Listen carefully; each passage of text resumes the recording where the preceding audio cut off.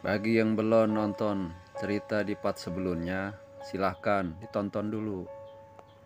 Nih ceritanya. Nah, gua bilang, kalau Ririn tiap tengah malam pasti jadi pocong. Ini aku lagi jagain. Dan baru bisa normal lagi kalau mantel itu ada buat media buat si iblis itu bersarang dan berdiam diri. Disitulah kakaknya Ririn nyari mantel. Nyari di Australia. No, dia nyari info ke toko yang ada di Singapura. Siapa saja yang sudah beli mantel itu.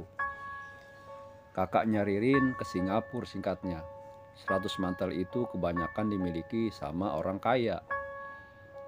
Kakaknya Ririn dapat list orang-orang yang beli mantel itu.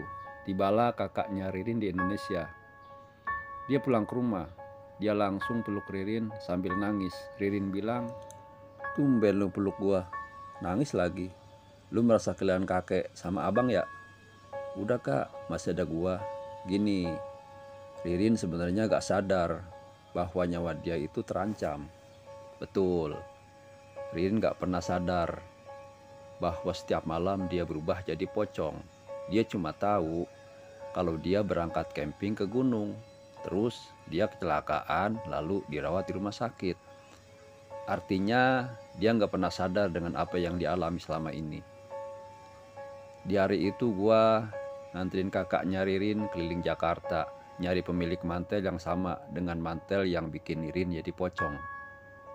Bertemulah kita dengan ibu-ibu sosialita. Kakaknya Ririn nanya, "Ibu pemilik mantel ini kan ya?"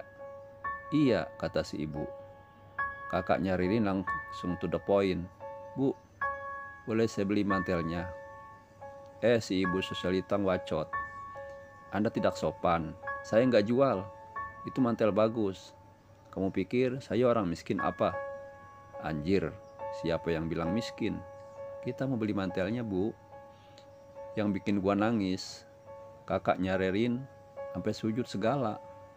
"Tolong saya, Bu. Saya rela beli mantel ibu dengan semua yang saya punya. Yang penting adik saya selamat." Si ibu mulai mau mendengarkan. Mulai kasihan kali. Si ibu juga nangis. Jelek banget nangisnya. Si ibu bilang, "Saya nggak kenal kamu. Kenapa mantel itu berarti banget buat kamu?" Si ibu itu ke kamarnya, lalu bawa mantel itu ngasih ke kakaknya Ririn. "Ini buat adikmu. Semoga adikmu cepat sehat lagi." Si ibu ngasih cuma-cuma. Gak tahu kenapa, gue lihat si ibu itu mendadak cantik. Kakaknya Ririn sebetulnya udah ngasih dompet, buku tabungan, sama kunci mobil buat si ibu itu. Tapi si ibu bilang, "Jangan, anggap aja mantel ini hadiah buat adik kamu. Aku rela." Kita berhasil dapat mantelnya. Kita pulang ke rumah. Apa itu sudah selesai? Belum. Kita berdua pulang ke rumah. Di perjalanan, kakaknya Ririn nelpon bapaknya kalau dia udah dapat mantelnya. Di situ gue denger bahwa bapaknya Ririn langsung nyiapin proses pemindahan. Nyampe di rumah sekitar pukul 11 malam, lewat 2 menit 30 detik. Beberapa orang pintar sudah berkumpul di rumah. Ada yang berjaga di gerbang, di teras, di samping, dan di belakang rumah. Mereka ditemani sekitar 20 atau 30 orang lainnya. Beberapa proses dilakukan, karena ini langkah terakhir, kata ketua orang pintarnya bilang. Langkah akhir ini dijelaskan oleh ketua kepada si bapak, ibu, dan kakaknya Ririn. Gue juga ikut dengerin. Ibu dan kakaknya Ririn nangis, karena langkah akhir ini bisa sangat sukses, juga gagal total. Sukses artinya Ririn kembali, gagal berarti Ririn is dead. Kakaknya bilang ke ketua, "Kalau bisa biarin dia aja yang berkorban. Dia gak mau kehilangan Ririn." Gua, udah si kakak bilang gitu, si ibu menangis dan menjerit. Mungkin ibu gak mau kehilangan anaknya lagi. Terlebih setelah dia tahu bahwa anak pertamanya mati karena dosa bapaknya. Waktu gua nyampe rumah, Ririn udah tidur. Sebelum tengah malam, Gua sama kakaknya Ririn diam di kamar, disuruh sama ketua OSIS. Karena kalau gak ditemenin takut Ririn hilang atau loncat-loncat dan bisa membuat kacau rencana yang sudah ada. Singkat cerita, Ririn jadi pocong lagi. Kakaknya ketakutan, menutup matanya sambil bilang, "Arya, kasihan Ririn." Karena gua udah terbiasa sama bentuk Ririn yang udah jadi pocong, ya gue diam aja. Gue nggak tahu proses di bawah seperti apa dengan media mantel itu, karena gue di kamar Ririn. Beberapa saat kemudian, ketua datang ke kamar nyuruh gue pegangin kakinya Ririn. Kakaknya disuruh pegang kepalanya. Kata ketua, nanti Ririn pasti teriak, pasti gerak. Kalau Ririn nanti bilang kepanasan, kakaknya harus ngelepasin tali pocong di kepalanya Ririn. Ketua ke bawah lagi. Dia hanya memberi arahan apa yang harus kami berdua lakukan pada pocong ini nanti. Gak lama, angin mulai kencang. Sampai kaca kamar Ririn pun terbuka, padahal dikunci.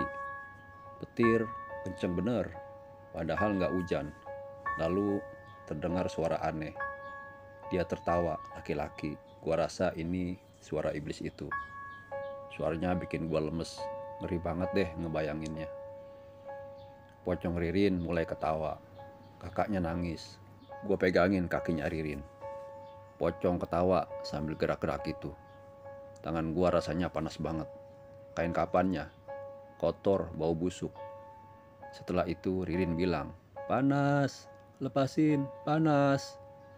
Kakaknya Ririn langsung buka tali pocongnya Ririn.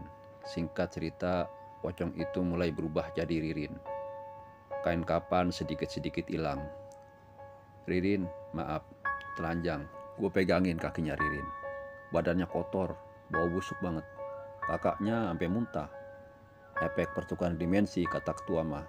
Gue kan di kamar Ririn, jadi gak tahu proses di bawah seperti apa. Tapi yang gue denger, prosesnya berhasil memindahkan si iblis kembali ke mantel. Setelah itu, kita semua kumpul di kamar Ririn. Ketua ngejelasin bahwa mantel itu akan dilenyapkan. Meskipun sukses, tapi melenyapkan mantel itu masih ada resikonya. Resikonya tetap kematian. Setelah berdiskusi, prosesnya gue gak tahu seperti apa. Gue tetap di kamarnya Ririn sama kakaknya.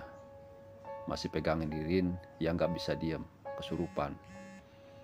Tapi masih bisa diatasi, karena dipeluk sama kakaknya. Singkatnya, mantel dilenyapkan. Ririn udah tenang lagi. Udah selesai. Si ketua sama bapak dan ibunya ke kamar Ririn. Ketua bilang, meskipun Ririn selamat, tapi Ririn kehilangan sebagian umurnya. Nggak tahu ah. Yang pasti ibu sama kakaknya nangis di situ. Ketua bilang, Ririn udah kembali seutuhnya. Biar Ririn nggak trauma, ketua akan menghilangkan sebagian ingatan Ririn. Si ketua itu ngasih air ke Ririn. Ririn yang masih setengah sadar, ya minum aja. Setelah proses itu, Ririn tidur. Kata ketua, udah aman. Ketua udah bilang aman. Gua sama kakaknya Ririn turun ke bawah, ruang tengah. Kita ngobrol ini itu.